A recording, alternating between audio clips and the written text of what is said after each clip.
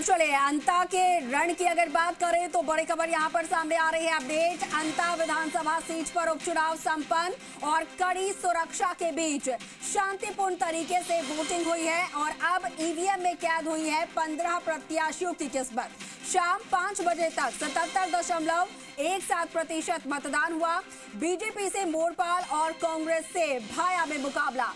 सीधी ये टक्कर यहां पर दोनों मुख्य पार्टियों के बीच में, और ऐसे में जनता ने पूरे उत्साह के साथ में खोलकर यहां पर वोट दिए हैं। देखना यह होगा कि कौन यहां से जीत हासिल करता है, किसके सर ताज सजता है। लेकिन उससे पहले जनता जो कि आज निर्णायक यहां पर थी और जनता ने किस्मत का फैसला कर दिया है। हालांकि 15 प्रत्याशी यहां से मैदान में थे। मुख्य तौर पर त्रिकोणीय मुकाबला था और उसमें से भी सीधे दोनों प्रमुख पार्टियां बीजेपी और कांग्रेस के बीच में सीधी टक्कर थी। कई मुद्दे थे, जैसे कि जानकारी भी सामने आ रही थी। एक गांव से लोगों ने यहां पर वोट नहीं डाले क्योंकि मूलभूत सुविधाओं से लगातार जूझ रहे थे। पिछले 20 सालों से उनके पास सड़क जो थी वो नहीं थी और ऐसे में लोगों की नाराजगी भी देखने को मिली। लेकिन उससे इतर बाकी पूरे जिले में, यहां पर पूरे विधानसभा क्षेत्र में पूरे पुरजोर तरीके से लोगों ने वोटिंग की है।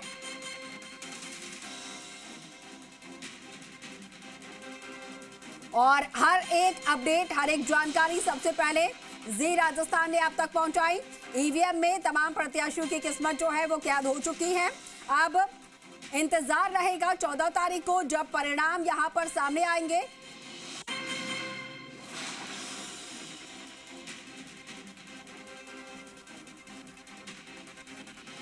और चलिए सीधा रुक कर लेते हैं ग्राउंड जीरो का, जहां से हमारे सहयोगी विष्णु हमारे साथ लाइव जुड़े हुए हैं। विष्णु, देखिए शांतिपूर्ण तरीके से जो उपचुनाव था अंता का वो संपन्न हो चुका है। अब आज दिन भर इस पूरे उपचुनाव में क्या कुछ घटित हुआ, क्या कुछ तस्वीरें रही, क्या खास रहा, आपसे जानना चाहेंगे। देखिए कशिश, जो 15 उम्मीदवार थे उनकी किस्मत का फैसला ईवीएम्स में बंद कर दिया गया है। जनता की जो अंता की जनता थी उसने अपना जो वोट है वो ईवीएम में कैद कर दिया है।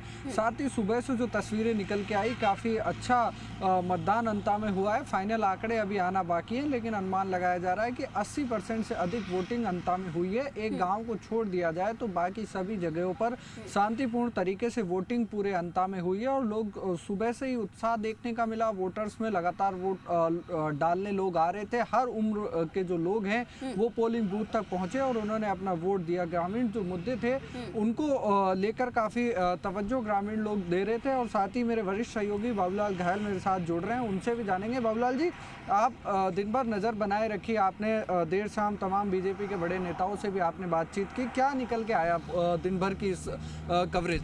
विष्णु, वोटिंग का जो परसेंट है उससे बीजेपी बहुत उत्साहित है। करीब 82 से 83% तक जाकर के मतदान का प्रतिशत ठहरेगा। तो इसको देखते हुए बीजेपी को लगता है कि उसके कार्यकर्ताओं ने जमकर मेहनत करी है और ये जो मतदान का प्रतिशत है ये उसके फेवर में है। इसलिए बीजेपी के जो प्रदेश अध्यक्ष हैं, जो प्रभारी मंत्री थे इस चुनाव के, जोगाराम पटेल, श्रीचंद्र कृपलानी, ये तमाम बड़े नेता विक्ट्री का सिंबल बना करके और जी न्यूज़ के कैमरे के सामने से निकले हैं और चेहरे पर मुस्कान थी इन लोगों के। तो ये दावा करके गए हैं कि हम अंता में एक बड़ी जीत हासिल करने जा रहे हैं। तो बीजेपी ने चुनावी नतीजे के आने से पहले, यानी कि मतगणना से 2 दिन पहले अपनी जीत का ऐलान कर दिया है, जो अपने आप में बताता है कि बीजेपी के कार्यकर्ताओं ने जमकर मेहनत की। तमाम पार्टी ने एकजुट होकर इस चुनाव में उतरी। वसुंधरा राजे ने इस चुनाव में बहुत ज़्यादा वक्त दिया। सीएम भजनलाल शर्मा ने यहाँ पर 2 बड़े रोड शो किए, पार्टी के वरिष्ठ नेताओं से उन्होंने मुलाकातें करी और बीजेपी ने एक मुखी होकर चुनाव लड़ने का जो संदेश दिया उससे जनता को भी लगा कि बीजेपी गंभीर होकर के चुनाव लड़ रही है।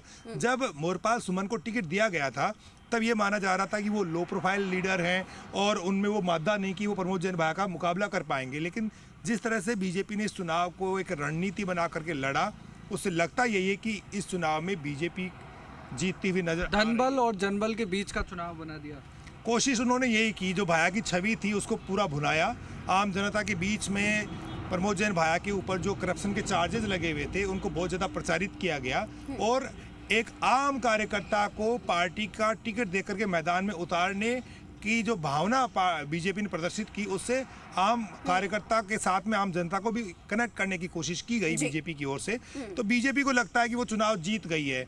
और सबसे बड़ा जो कारण है इसमें वो ये है कि जो तीसरा उम्मीदवार है वो इतने वोट यहाँ पर लेता हुआ दिख रहा है, उससे कांग्रेस की हार सुनिश्चित होती हुई दिखाई पड़ रही है। तो कुल मिलाकर के एक शांतिपूर्ण मतदान यहाँ पर संपन्न हो गया, कोई अनटुवर्ड इंसिडेंट रिपोर्ट नहीं हुआ। मतदान यहाँ पर हो चुका है, जनता में खास तौर पर काफी ज्यादा उत्साह देखने को मिला। ठीक है बाबूलाल और विष्णु, आप दोनों का बहुत शुक्रिया तमाम अपडेट साझा करने के लिए।